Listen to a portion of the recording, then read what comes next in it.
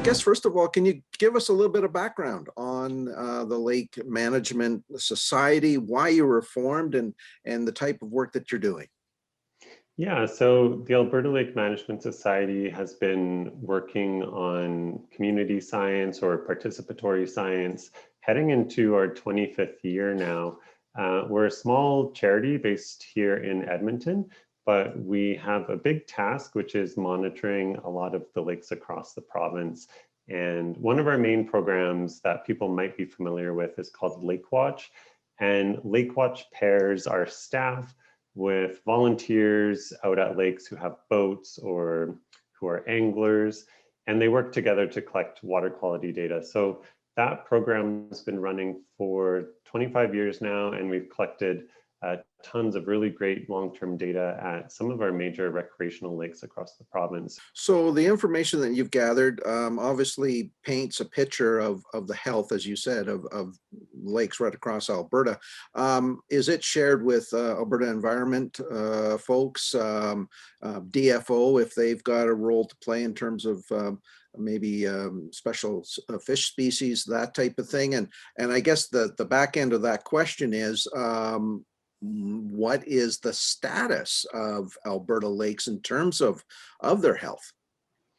Yeah, so the data is uploaded into Alberta Environment and Parks water quality database. So that's where the data ultimately lives. But a lot of what we do is reporting and engagement with our stakeholders. So you can find a report for every lake that we've monitored on our website, including those long-term trend analysis reports. Our objective is really to empower the local stakeholders with this information so that they can conduct some informed lake management if that's what's needed. The results are really interesting, and I think one of the main takeaways is that really every single lake is quite unique. It doesn't matter if you're 10 kilometers down the road from a different lake.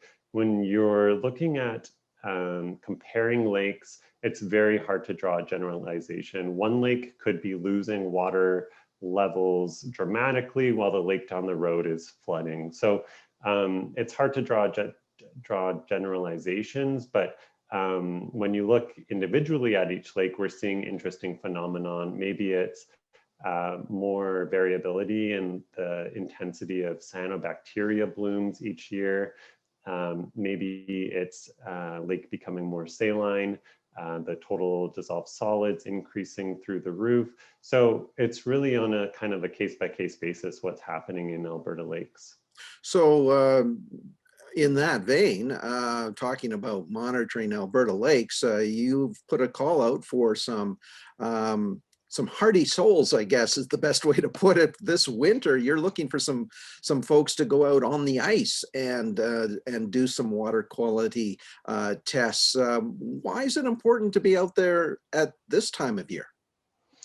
Yeah, it's really a data gap in our understanding of how lakes function on an annual cycle. So there's not a lot of information on Alberta lakes in the wintertime, but there is information from other jurisdictions that suggests what happens in the wintertime could really be setting the stage for summer in terms of the intensity of a cyanobacteria bloom, for example. Or the quality of fish habitat. So understanding what's happening in Alberta's lakes under the ice is really a big piece to possibly understanding what happens to our lakes in the summertime. So the winter program is really exciting because, like I say, it's filling this data gap, and it's also tapping into a new community of citizen scientists, I think, which are Alberta's ice angling community. In terms of what the specific tasks are, so if I'm going to head out and do a little bit of ice fishing, I'm assuming the first step is to have a hole drilled in the ice. What would you then ask me to be doing? Yeah, so we provide training and equipment to all the participants. So the equipment is pretty straightforward. It comes in a small Pelican case, maybe this big, and it includes a water quality probe and some sample bottles. and it comes with instructions and a field sheet. Something that's really important that the participants are doing is they're recording environmental information. So that includes snowpack density, the thickness of the ice, the color of the ice. These are really important factors for determining how much light is able to get under the ice. And light is really a limiting factor to the growth of algae and cyanobacteria in the wintertime. So if we can understand kind of those environmental conditions on top of the ice, we can really get a better sense of what's happening underneath. So a volunteer will complete an ice safety quiz before they head out, just so that we understand that the people in the program are aware and going to be making safe choices out there. They can pick the kit up from our office, or we could mail the kit out anywhere in the province. And on the ice, they'll be collecting temperature and oxygen data from the top of the lake to the bottom of the lake. And they'll also be filling some sample bottles and filling out a field sheet. So it's really that straightforward. It certainly doesn't take too long on the ice. So if you are planning on fishing that day, it's really only going to take maybe half an hour of your time. So in terms of number of volunteers and how someone can volunteer, maybe you could give us a little bit of insight on that. Sure. It's really as simple as shooting us an email.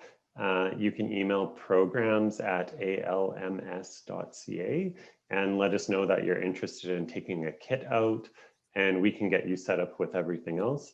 In terms of numbers of participants, in the second year, so we're heading right now, or we're in the third year of the program right now.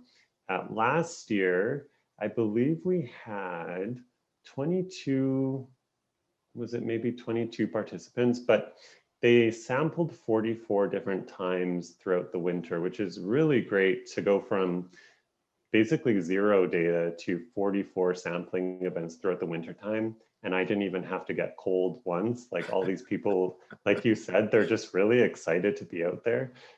So I encourage you to get involved. It just takes an email. And I'll say too that the demographic has been really interesting. We really thought the program was going to be taken up by anglers, and we're finding now that most people in the program are lake residents who aren't even interested in fishing. They just want to collect data on their favorite lake, which is really great. But I also do encourage the anglers to get involved as well, because I think getting that temperature and oxygen data is really interesting from a fishery perspective. Well, it sounds like a really neat program. I wish you nothing but success, and maybe we check in towards the end of the ice season and see how you did in terms of collecting some new data. Thanks so much for your time today, Bradley. Okay, thanks for having me.